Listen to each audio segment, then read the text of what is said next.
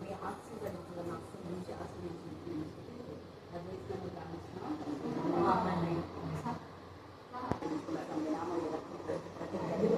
దేవాన్ని రక్తం చూపించండి.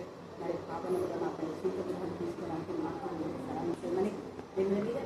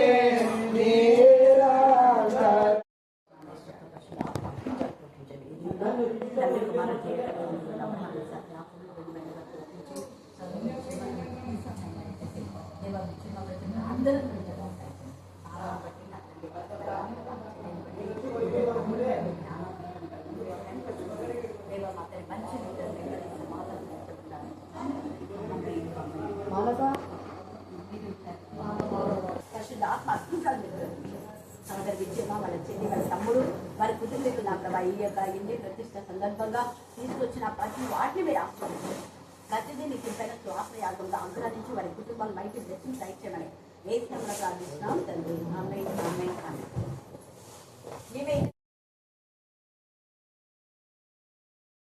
అద్భుత కార్యం చేసినారు. ఎల్లరికూ నా దేవాన్ని మహిమకరమైన విధానంలో అభివృద్ధి ఆరోగ్యం బట్టి చూస్తున్నాం. ఇంకా నార్మల్ రిపోర్ట్ దయచేయమని ప్రార్థిస్తాం తండ్రి. డాక్టర్స్ నా ప్రభా మీ జ్ఞానాత్మక ఇవ్వమని ప్రార్థిస్తాం. మరి అరుణమ్మ నా ప్రభా నూతన బలం నూతన శక్తిని అరికాల ముందు నన్నెతులకు మీ రక్తం ప్రోగించండి. వార్తమ్మకలో మీ రక్తమును ప్రోగించమని ప్రార్థిస్తాం. ఎందరైతే బలహీనతలో వారందరూ మీరు బలపరిచే దేవుడు మీ పునరుద్ధాన శక్తిలో నా తన బిడ్డలు విజృంభించమని ప్రార్థిస్తున్నాం. క్రమంగా నా ప్రభా నీకు మొదటి స్థానం ఎవరు ఇస్తున్నారో వారందరి జీవితంలో నా ప్రభా మీరు ఆస్వాదించమని ప్రార్థిస్తున్నాం. దేవా నిర్లక్ష్య పెట్టే వారితో మీరు గద్దించండి, గురించి చెప్పండి. ఎందుకంటే యెహోవా కార్యములు అశ్రద్ధ చేయవాడు శాపగ్రస్తులను మీరు సెలవించినారు. మేము శాపంలో ఉండకుండా మీ జ్ఞానం కలగచ్చమని ప్రార్థిస్తున్నాం. ఇప్పటి స్థితిని చూసి నా ప్రభా పర్వాలేదు అనుకునే జీవితం నుంచి మీరు వినిపించండి. ఎప్పుడు ఏ పరిస్థితి ఎలా జరుగుతుందో మాకు తెలియదు. ముఖ్యంగా మీరు ముందే చెప్పారు దుష్టుల ఆలోచన చొప్పున నడవద్దు అన్నారు, నిలవద్దు అన్నారు తండ్రి. వాళ్ళ సహవాసం కోరొద్దు అన్నారు. కానీ దుష్టుల సహవాసం కోరి నా ప్రభా చిక్కులో పడే ప్రతి బిడ్డకు జ్ఞాన వివేకం దయచేయమని ప్రార్థిస్తాం. దుర్మార్గులకు దుష్టులకు దూరంగా ఉండే జ్ఞానం ప్రతి బిడ్డకు దయచేయమని ప్రార్థిస్తాం. ఎస్యా దేవా చెప్పిన లేఖన భాగం నుంచి విడిచి మా అందరి జీవితంలో మీరు ఫలింపచేయండి. ఎవరి బిడ్డలు ఒకరిపైన ఆధారపడే జీవితం దయచేయమని మమ్మను బాత్మని మీ చిత్రకే సమర్పిస్తున్నట్లయినా యేసుక్రీస్తు శక్తి గల నామం నా.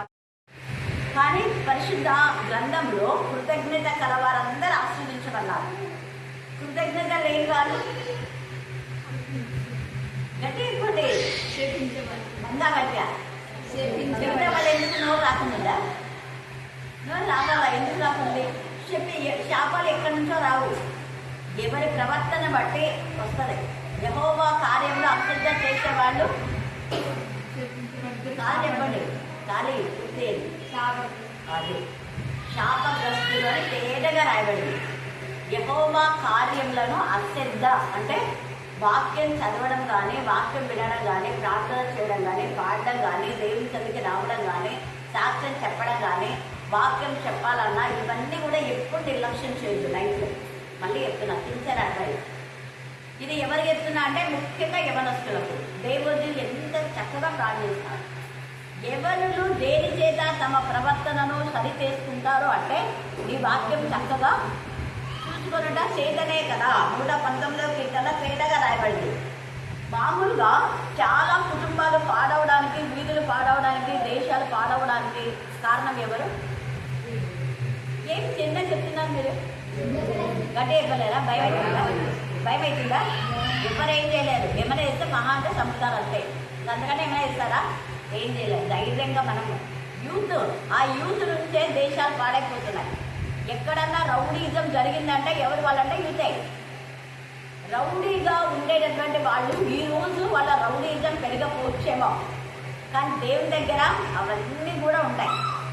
యాక్చువల్గా దేవుడు ఇక్కడ సీసీ కెమెరాల కంటే దేవుడి దగ్గర ఉన్న సీసీ కెమెరాలు చాలా మందికి, అంటే జన్మించిన ప్రతి ఒక్కరి మానవ కోటికి చూపిస్తారా, మానవ కోటికి కూడా. ఇక్కడ మనం చూస్తే ఇవి ఎప్పుడు జరుగుతాయంటే అంత్య దినములలో అపాయకరమైన కాలంలో వచ్చునని తెలుసుకొని ముందే చెప్తున్నాడు. చాలా అపాయకరమైన కాలాలు వస్తాయి. కాబట్టి మీరు ఏం చేయాలంట? ఏదైనా ఎందుకు అపాయకరమైన కాలంలో వస్తాయంటే మనుషులు ఎలాంటి వాళ్ళంట? స్వార్థంలో ప్రియమైన వాళ్ళు. స్వార్థం అనే ఈ పదాన్ని మనం జ్ఞాపకం చేసుకుంటే ఎంతసేపు మనము, మన ఉద్యోగము, మన కుటుంబము, మన పిల్లలు, మన కష్టము, మన పనులు, ఇవే స్వార్థం. దేవుని గురించినటువంటి ఆలోచన చాలా మందికి లేదు అనేది వాక్యం. దేవుని గురించి ఆలోచన ఉంటాయి. ఎన్ని పనులున్నా కూడా స్వార్థం అనేది లేకుండా ఫస్ట్ ప్రయత్నం దేవుడికి ఇస్తారు. ఒకటి. ఇంకా స్వార్థంలో చాలా ఉన్నాయి. రెండవది ధనాపేక్షలు. ఏంటంటే అంటే ధనం పట్ల అపేక్ష కలిగే ఇవన్నీ చేస్తుంటారు. ధనం పట్ల అపేక్ష కలిగి నానాగా చండాలమైన వాళ్ళు, వేరే వాళ్ళ ఆస్తులను ఆక్రమించుకోవడం, వేరే వాళ్ళ దగ్గర దౌర్జన్యంగా డబ్బులు లాక్కోవడం, లేకపోతే మేము మీకు న్యాయం చెప్తామని చెప్పేసి అక్రమమైన విధానంలో డబ్బులు తీసుకోవడం, ఇవన్నీ ధనాపేక్షలు. న్యాయంలో కప్పివేసి అన్యాయం కోసమై ఎవరైతే డబ్బులు తీసుకుంటారో ఖచ్చితంగా అలాంటి వాళ్ళందరూ ధనాపేక్షలు. వాళ్ళకి తగిన శిక్ష భయంకరంగా ఉంటుంది. అపేక్ష దాని పట్ల వాళ్ళకి ఇంకా అసలు ఆ డబ్బు రాందే ఇంటిపోరు. వాళ్ళ బతుకులంతా ఏం ఉద్యోగాలు పని పాటలు ఉండదు, వాళ్ళకు పనులు చేయరు. కానీ ఏదో మీకు న్యాయం చేకూరుస్తామని చెప్పి అన్యాయం చేసి, తిమ్మిని బమ్మిని చేసి, నీతిని అన్యాయం చేసి, అన్యాయాన్ని నీతిగా చేసి, మంచిని చెడు చేసి, చెడును మంచిగా చేసి, అలాగా చెప్పేసి వాళ్ళ యొక్క కుటుంబాలను ఎలాగైనా పోషించుకుంటుంటారు ఈ లోకంలో. కానీ దేవుని సన్నిధిలో అవన్నీ చెల్లవు. వాళ్ళకి భయంకరమైన ఉగ్రత ఉంటుంది. అందుకే ముందే చెప్తున్నాడు ఇక్కడ. తర్వాత బింకంలు ఆడవారు, ఈ ధనాపేక్ష అనేటటువంటి వాళ్ళు అబద్ధాలు చెప్తారు. ఏం అబద్ధాలు అంటే మంచి వాళ్ళని చెడు అంటారు, చెడు వాళ్ళని ఏం చేస్తారు? మంచి వాళ్ళు అంటారు. ఇక్కడ ఉంది వాళ్ళు అహంకారులు. వాళ్ళు అహంకారంతో మమ్మల్ని ఎవరు ఏమనలేదే, యూత్ మమ్మల్ని ఎవరు ఏం చేయలేదే, పెద్దలను ఏమని అంటే వాళ్ళకి అంత బలం లేదే, వీళ్ళకి బలం ఉంటుంది కదా కాబట్టి కొడతారు. అది కూడా ఎవరు లేనప్పుడు సిగ్గులేదు. నేను ధైర్యంగా మైకులే మాట చెప్తాను. ఎవరు లేరని పెద్దవాళ్ళను చేయి చేసుకోవడం నిజంగా ఎంత నీచమైన కనిపిస్తారు. ఎంత నీచం అది పెద్దవాళ్ళను, పైగా మళ్ళీ ఆడవాళ్ళు. దేవుడు ఈరోజు ఒకరికి న్యాయం జరగకపోవచ్చు, ఖచ్చితంగా రేపు న్యాయం జరుగుతారు దేవుడి సన్నిధి. అందుకని ఇక్కడ అహంకారులు అంటున్నాడు. అహంకారులు మళ్ళీ ఎవరంట? దూషకులు, తల్లిదండ్రులకు ఎవరు? అవిధేయులు. తల్లిదండ్రి అనే పదాన్ని అండర్లైన్ చేసుకో. తల్లిదండ్రి అంటే చిన్నమ్మ చిన్నాయన తల్లిదండ్రే కదా, పెద్దమ్మ పెద్దయిన తల్లిదండ్రులే కదా. అది ఆత్మ సంబంధులైన దైవజనులైన తల్లిదండ్రులే. తల్లిదండ్రులు అంటే కేవలం మీ అమ్మ మీ నాయనే తల్లిదండ్రులు అంటే నీకు స్వార్థం ఉంది. ఈ స్వార్థమైన పదం దీనిలో కీవర్డ్. ఈ 3వ అధ్యాయంలో ఇది కీవర్డ్. ఎంతసేపు మీ అమ్మ మీ నాయన బాగుండాలి, వేరే అమ్మ నాన్నని బాగుండొద్దు. నీ అక్క చెల్లెళ్ళు బాగుండాలి, వేరే అక్క చెల్లెళ్ళు బాగుండొద్దు. మీ అన్నదమ్ములు బాగుండాలి, వేరే అన్నదమ్ములు బాగుండొద్దు. వేరే వాళ్ళని అనుభవించాలి అక్రమంగా. ఎంత నీచమైన ఆలోచన. ఈరోజు దౌర్జన్యం అక్రమం ఒకవేళ చెల్లొచ్చేమో, కానీ ఒకరోజు దేవుడు వాటికి తగిన ప్రతిఫలం ఖచ్చితంగా ఇస్తాడు. తగిన శిక్ష, ప్రతిఫలం అంటే శిక్షనే. తర్వాత ఏమంటున్నారు వీళ్ళు ఎలాంటి వాళ్ళంటే కృతజ్ఞత లేని వాళ్ళు, చేసిన పేడను మర్చిపోయేవాళ్ళు. కృతజ్ఞత లేని వారు. ఈరోజు మన టాపిక్ అంతా కృతజ్ఞత లేని వారు. వీళ్ళు అపవిత్రులు. అంటే వాళ్ళ హృదయం దేవునికి ఇష్టంగా ఉండదు. వాళ్ళ హృదయం అంతా బింకంలాడే విధానంలో ఉంది. స్వార్థప్రియులై ఉన్నారు, అహంకారులై ఉన్నారు. అందుకనే అపవిత్రులు. కృతజ్ఞత మనసాక్షికి వాళ్ళు వాత వేసుకుంటారు. ఎన్నో మేలు పొందుకొని ఉంటారు, కానీ మేలు పొందుకొని మళ్ళీ మర్చిపోయి విశ్వాసఘాతకులై ఒకవేళ మనసాక్షి గద్దించినా కూడా మనసాక్షి ఏం పర్లేదులే నువ్వు కొడు అప్పుడు ఎప్పుడో చేసిన వాళ్ళ మేలు వాళ్ళు చేసిన వాళ్ళు అని మనసాక్షిగా ఏం చేస్తారు, వాత వేస్తూ ఉంటారు. మనసాక్షికి వాత వేయబడే జీవితం ఎంత భయంకరమో దాని శిక్ష భయంకరంగా ఉంటుంది. కింగ్ సౌలు మనసాక్షి గద్దించినా కూడా వాత వేసుకున్నాడు. తను వేసుకున్న వాత ఆయనకే ఏమైపోయింది, మరణం. ఆయన ఈట పైన ఆయన పడి చచ్చాడు. దావీదును చంపాలనుకున్నాడు. కృతజ్ఞత లేని వాళ్ళకు వచ్చే బతుకంతా ఇలాగనే వస్తుంది, నీచమైన బ్రతుకు.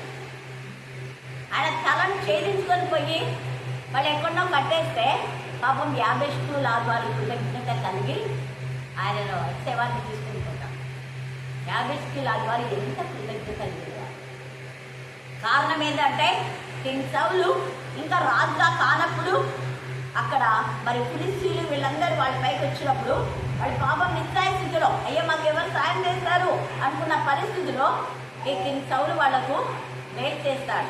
దానికి కృతజ్ఞత కలిగి వాళ్ళు యోనాతాను యొక్క మరి బాడీని ఈ యొక్క రాజు అయినటువంటి సౌలు యొక్క మరి శరీరం తీసుకుపోయి పూడ్చిపెట్టేస్తారు. ఎంత కృతజ్ఞత. అవును, అక్కడికి పోతే మనం కూడా చంపేస్తారేమో అని భయపడ్డవాళ్ళు. మేమేమైపోతామని అనుకోలేదు. ప్రాణంలోకి తెగించాడు. ఎప్పుడో చావలసిన మాకు మా పక్షంగా పోరాడాడు కదా, మాకు మేలు చేశాడు కదా, ఆ వ్యక్తికి మనం మేలు చేయాలి. అది కృతజ్ఞత. వాళ్ళు ప్రాణం తెగించి యుద్ధ భూమిలోకి వెళ్ళి వాళ్ళ యొక్క డెడ్ బాడీస్లో వాళ్ళు ఎంతగా పాల్గొంటారు. యాభేష్కి లాగా. అలాగా మనం మొదటి సమూయేలు, రెండవ సమూయేలు చదివితే చాలామంది ఉన్నారు. కహాతీయులు, పెలేతీయులు, గిత్తీయులు, వీళ్ళు కూడా కృతజ్ఞత కలిగి మేలు చేస్తారు. దావీదు చిక్లకు వెళ్ళినప్పుడు 30వ అధ్యాయంలో మనం చూస్తే 14 చదవండి. మొదటి సమూయేలు 30:14. మొదటి సమూయేలు దక్షిణ దేశమునకు యూదా దేశమునకు కాలేబు దక్షిణ దేశమునకు వచ్చి వాటిని దోచుకొని చిక్లకును కాల్చివేస్తామని చెప్పారు. అది అక్కడ దేవుడు వాళ్ళ పక్షంగా ఉండే మేతే 18 వచ్చాం 30:18. ఇలాగున దావీదు అమాలేకీలు దోచుకొని పోయిన దానంతటికీ తిరిగి తెచ్చుకున్నారు. దేవుడు ఎంత ఇదిగా వాళ్ళంతా విశ్వాసఘాతకులపై తీసుకొని పోయిటారు. కానీ దేవుడు మరలా తన నిలబెట్టారు. 21:20. అలసట చేత దావీదును వెంబడించలేక బేతోరు వారు దగ్గర నిలిచిన ఆ 200 మంది యుద్ధకు దావీదు పోగా వారు దావీదును అతని యుద్ధమున్న జనులను ఎదుర్కొనుటకై బయలుదేరి వచ్చింది. దావీదు ఈ జనుల యుద్ధకు వచ్చి వారి యోగక్షేమం అడుగగా దావీదుతో కూడా వెళ్ళిన వారిలో దుర్మార్గులను ఎవరున్నారంట, దుర్మార్గులు పనికి మాల వాళ్ళు కొందరు వీరు మనతో కూడా రాక నిలిచింది కనుక అక్కడంతా ఇంకా చదవండి మీకు చాలా ఉంది. అంటే మేలు చేసినా కూడా వాళ్ళు విశ్వాసఘాతకులకు ఖచ్చితంగా ఏదో ఒక రోజు వస్తుంది దేవుని యొక్క ఉగ్రత. రాహాబు దేవుడు చేసిన మేళను మర్చిపోకుండా కృతజ్ఞత కలిగి ఆమె తాను వాళ్ళకి తెలిస్తే చంపేస్తారని తెలిసి కూడా దేవుని యొక్క నామం బట్టి వాళ్ళకి మేలు చేస్తుంది. వాళ్ళు కూడా ఏం చేస్తారు అంటే ఆ యొక్క రాహాబు ఒక ఇంటిని, ఆమె ఇంట్లో ఉన్న వారిని కాపాడతారు. కృతజ్ఞత అంటే అది చేసిన మేలుకు ప్రతిగా మన కృతజ్ఞత కలిగిన జీవితంలో ఉండాలి. ఇలాగ అబీగయలు కూడా ఎంతగానో మేలు చేస్తుంది. ఎవరికి అబీగయలు ఎవరికి మేలు చేస్తారు? ఏం రోజు మంది ఒకటేనా? మీరంతా ఏం చేస్తున్నారు? వాక్యం వినటం లేదా? చదవటం లేదా? 3వ తరగతి జ్ఞానం ఉంటుంది. దావీదుకు అబీగయలు మేలు చేసినందువల్ల దావీదు కూడా కృతజ్ఞత కలిగి ఏం చేస్తాడు?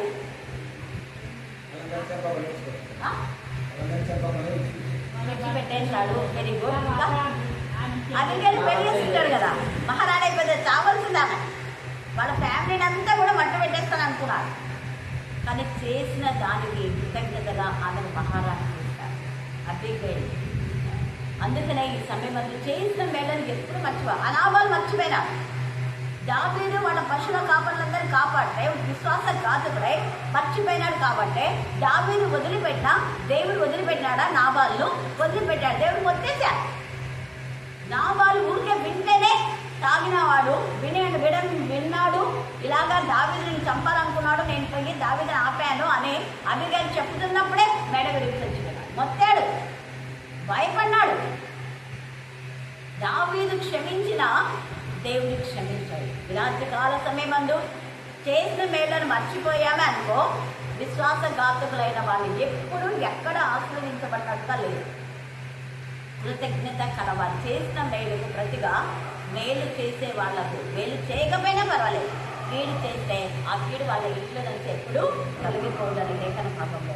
అందుకే అనుభవపూర్తిగా ఇక్కడ తిమోతి 2వ తిమోతికి ఎంత చక్కగా రాస్తున్నాడు పౌలుకి ఇవన్నీ కూడా అనుభవంతో మాట్లాడుతూ రాస్తున్నాడు అనమాట. ఇంకా తర్వాత మీరు చాలా చాలా చదువుకోండి. 2వ సమూయేలు 15వ అధ్యాయం 13వ వచనం చదవండి. 2వ సమూయేలు 15-13.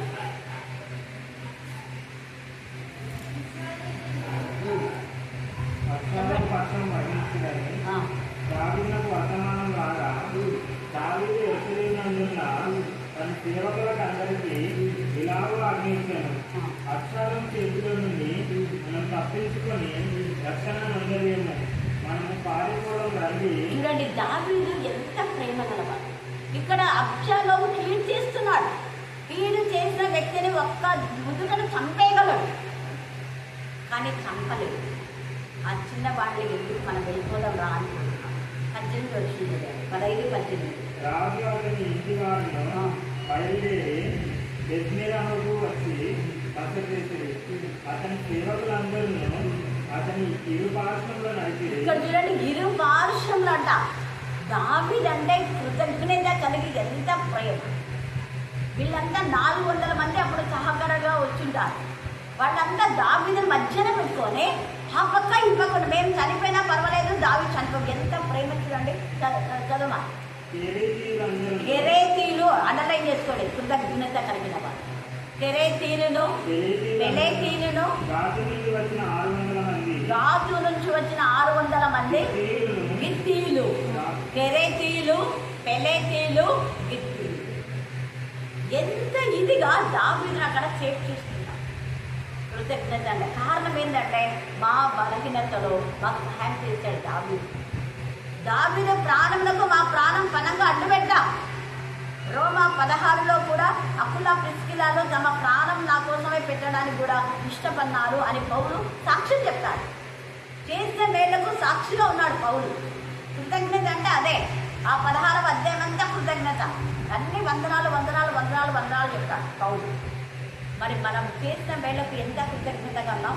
విశ్వాసఘాతకులు ఎప్పుడు మెచ్చేస్తాం. కృతజ్ఞత కలవాళ్ళు మాత్రమే. ఈ యొక్క మరి కహాతీయులు జీవగ్రంథంలో దేవుడు రాశారు, పెలేతీయులు జీవగ్రంథంలో రాశారు, గిత్తీయులు జీవగ్రంథంలో రాశారు. దావీదుకు మేలు చేసిన వాళ్ళందరినీ దేవుడు బహుగా ఆశీర్వదించాడు. బర్జిల్లై కూడా ఈ నాబాలు ఎప్పుడైతే భోజనం పెట్టాడో అప్పుడు బర్జిల్లై తెలుసుకొని తన యొక్క ఇంటర్నున్న వాళ్ళందరినీ పంపించి భోజనం సహాయం చేస్తాడు. దానికి ప్రతిగా మళ్ళీ ఆ యొక్క దావీదు తన కుమారుడు అంటే బర్జిల్లై వృద్ధుడైపోయినాడు, నాతో పాటు రా, నీకు స్వాస్థ్యం ఇస్తాను. నా స్వాస్థ్యం అంటే నేను ఇంకే అప్పుడో చనిపోయేవాడిని, నాకెందుకు స్వాస్థ్యమో నా కొడుకుకి అంటాడు. ఆ కొడుకే కింహాం, బర్జిల్లై కొడుకు కింహాం. ఆ కింహాంకు ఇప్పుడు మనకి యేసు ప్రభుల వారు పుట్టినడానికి వెళ్ళినటువంటి బెత్లెహేములో ఉన్న ఆ బెత్లెహేం ప్రాంతము, అక్కడ ఉన్నటువంటి బోయజు రూతు వాళ్ళ ఇల్లును ఇస్తాడు. అక్కడ సత్రం కట్టాలి కింహాం. ఆ సత్రంలోనే ఏసైకి స్థలం అంటారు. ఇలా కింహాం సత్రం అంటారు దాన్ని. ఇప్పటికి కూడా అక్కడ ఉంటుంది, మనం పోతే చూడొచ్చు. ఆ ప్రాంతంలో దావీదు ఎంత ప్రేమతో ఇస్తారు. అసలు అదే ప్రాంతంలో అదే ఇంట్లో ఆయన పుట్టింటాడు, ఆయన వాళ్ళందరూ కూడా. దావీదు ఎంత ప్రేమ. చేసిన మేళను మర్చిపోయే వాళ్ళుగా మనం ఉండొద్దు. తద్వారా దేవుడు వాళ్ళ కుటుంబాలన్నీ కూడా ఆశీర్వదిస్తారు. ఇక్కడ అందుకనే కృతజ్ఞత లేని వారంటే మీకు క్యారెక్టర్స్ ఉన్న వాళ్ళంతా కూడా కృతజ్ఞత లేని వారే. రాహబు కృతజ్ఞత కలిగిన, మనం చెప్పిన వాళ్ళంతా కృతజ్ఞత కలిగినటువంటి వాళ్ళంతా కూడా. ఇంకా చాలా మంది ఉన్నారు, నేను కొందరినే మీకు చెప్పాను. తర్వాత వాళ్ళు ఇంకా ఏంటంట, అపవాదకులు. వాళ్ళు కృతజ్ఞత లేని వారు అపవిత్రులు, అనురాగ రహితులు, అతి ద్వేషం. అంటే చాలా ద్వేషంతో వాళ్ళని కొట్టడం, వీళ్ళని కొట్టడం, వాళ్ళని చంపుతాం, వీళ్ళని చంపుతాం, కట్టలు తీసుకొని పోతుంటారు. అది ద్వేషం. ద్వేషం అనేది మనుషులు ఎంత అనిపిస్తుంది. కయ్యూలాగా కయ్యూలకు ద్వేషం వచ్చింది తమ్ముని పైన కదా. ఏం చేశాడు తమ్ముడు? ద్వేషం ఎంత కనిపిస్తుంది. అందుకని ఇక్కడ అతి ద్వేషులు అంటున్నాడు కదా. అపవాదకులు, అజితేంద్రియులు, క్రూరంగా మృగాల్లాగా ప్రవర్తించారు. వీళ్ళు మనుషులు కాదు. ఒక మనిషిని ఇంకో మనిషి కొట్టాడంటే వాళ్ళని ఏమంటారు? మృగాలు అంటారు. Yes or no? అవునా? మృగాలు అంటారు. నిత్యంగా దేవుని ఆత్మ కలవాలి. మాటలతోనే ఏదైనా చెప్పుకుంటారు. మాటలతో గట్టిగా గర్జించడము, బుద్ధి చెప్పడం చేస్తారు. కొట్టడము ఇవన్నీ చేస్తుంటే వాళ్ళు మృగాలే, మనుషులు కాదు. తర్వాత ఏమంటున్నాడు? సజ్జన ద్వేషులు, మంచి వాళ్ళను ద్వేషించేటటువంటి వాళ్ళు. ఇది చెప్పినారనుకో వాళ్ళ మళ్ళీ ద్వేషిస్తారు. మేము కొడతాము, మా ఇష్టము, మీరేంది చెప్పేది అలా కదా. బుద్ధి చెప్పిన వాళ్ళని గురించి ద్వేషిస్తారు నీతిమంతులు అనే సామెతలు కూడా రాయబడింది. అందుకనే కదా సజ్జన ద్వేషులు అంటే మంచి వారిని ద్వేషించే వాళ్ళు ఈ క్యారెక్టర్స్ ఉంటారు. గుర్తుపెట్టుకోండి. మంచి వాళ్ళను ఎవరైనా ద్వేషించిన అంటే వాళ్ళు ఈ క్యారెక్టర్స్ అన్ని వాళ్ళలో ఉంటారు. తర్వాత ఏమంటాడు? ద్రోహులు, వాళ్ళు ద్రోహం చేసేవాళ్ళు, మనిషికి మేలు చేసేవాళ్ళు కాదు. ఇతరులు మేలు చేసినా వాళ్ళకి ద్రోహం చేసే నేచర్ వాళ్ళకి. అందుకనే ద్రోహులు, మూర్ఖులు, ఎవరు చెప్పినా కూడా వినరు. మూర్ఖులు, గర్వాంధులు, దేవుని కంటే సుఖానుభవం ఎక్కువగా ప్రేమించేవారు, పైకి భక్తి కల వారి వలె ఉండి, పైకి మళ్ళీ భక్తి ఉంటుంది, వాక్యం చెప్తారు, ప్రాణం చేస్తారు. చర్చికి మేము పోతున్నాం రోజు. ఏం వెలగబెడుతున్నారు? పోయి కందుకోవడం, కొట్టుకోవడం, అన్ని జనులలో అవమానం. అదేనా? చూడండి, పైకి భక్తి కల వారి వలె ఉండి దాని శక్తిని ఆశ్రయించిన వారినే యుద్ధులు. అట్టి వారికి నువ్వేమేలాగా విముఖులవుతుంది. ఈరోజు వాక్యం ఉన్న యుద్ధ అంతా కూడా వీళ్లకు విముఖులమే. ముందే చెప్తా ఫలాని వాళ్ళ సాహసం వస్తుంది. నేను నిన్ననే చెప్పినా కదా, అసలు ఫలాని వాళ్ళని ఎందుకు తీసుకున్నాను. నిన్న ఉన్నారా ఎప్పుడైనా? అన్నం చెప్పాను కదా, ఎందుకు తీసుకున్నాను నిన్నే కదా చెప్పింది. ఎందుకు నేను చాలాసార్లు ముందే ఎందుకో హెచ్చరిస్తాను. అది దేవుడు ఎందుకు చెప్పాను నాకు తెలియదు. ఫలాని వాళ్ళ సహావాసం ముందు వాళ్ళు ఎలాంటి వ్యక్తులని తెలిసి మళ్ళీ వాళ్ళ సహావాసం మీరు ఎందుకున్నారు. గవర్నర్ అంటే ఖచ్చితంగా వాళ్ళ ఉండేటటువంటి ఇది వస్తుంది. కరోనాకు పక్కన పోతే ఏమవుతుంది? వస్తుంది. అంతేనా కదా? కరోనాకు దూరం ఉండాలి. కరోనా అంటే దృష్టి క్యారెక్టర్స్ ఉన్న వాళ్ళంతా కరోనా జాగ్రత్త. అందుకని ఇక్కడ తేలిగా పరిశుద్ధ ఆత్మదేవుడు మాట్లాడుతాడు. పైకి భక్తి గల వారి వల్ల ఉండి దాని శక్తిని ఆశ్రయించిన వారిన ఇందులో ఇంటి వారికి నువ్వు ఏం చేయాలా? విముఖులమైతే దూరంగా ఉండు. వారి సాహసం కోరదు. పాప భరితులై నానా విధములైన దురాశ వలన నడిపింపబడి ఎల్లప్పుడూ నేర్చుకొనుచున్నాను.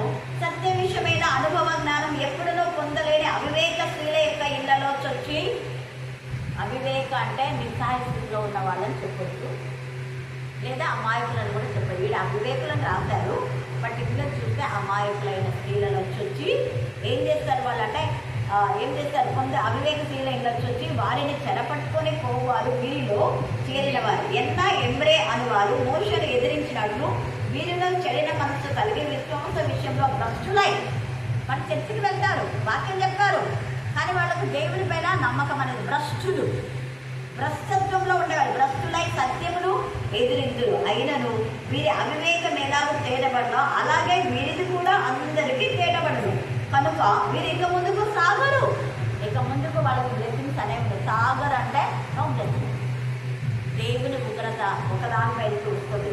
అయితే నీవు నా బోధను, నా ప్రవక్తను, నా ఉద్దేశంను, నా విశ్వాసంను, నా దీర్ఘశాంతం, నా ప్రేమను, నా ఓర్పును, అంత్యొకయ, ఏకొనియ, లుస్త్ర అనే పట్టణములలో నాకు కలిగినట్టు హింసలను, ఉపద్రవలను తెలుసుకొనిన వాడవై నన్ను వెంబడించుటివి. అట్టి హింసలను సహించుతిని, కానీ వాటన్నిటిలో ఉండి ప్రభు నన్ను తప్పించను. అట్లా నిన్ను కూడా తప్పిస్తాను, నువ్వు కూడా దూరంగా ఉంటుంది నాకు. కాబట్టి రాత్రి కాల సమయంలో కృతజ్ఞత కలిగి దేవునికి ఇవ్వాల్సిన సమయం మనం ఇద్దాం. దేవుని కంటే ఎక్కువగా దేన్ని ప్రేమించు. ఏదైనా ప్రేమిస్తే అది మన నుంచి దూరం పెడుతుంది. జాగ్రత్త. పలుమార్లు దేవుడు మనకు హెచ్చరించినప్పుడు హెచ్చరికకు లోబడకపోతే ఇక ఆ తర్వాత చెప్పండి. అన్యాయం చేయనివారు చేయండి, అపవిత్రులైన వారు అపవిత్రులుగా ఉండండి, అనురాగులతో అనురాగం లేకుండానే ఉండండి. ఇష్టం చెప్పండి. చెప్పకుండా అనుకోకుండా పెళ్ళున దిగుతుంది. ఎప్పుడు వస్తుందో తెలియదు. అనుకోని విధానంలో రాబోయే ఉగ్రత నుంచి మనం తప్పించబడాలంటే దేవుడు తగ్గించండి, దేవునికి భయపడి లోబడతాం. దేవుడు ఈ లేఖన భాగం దీవించి ఆశీర్వదించుగాక. ఆమేన్ ఆమేన్. ప్రార్థన.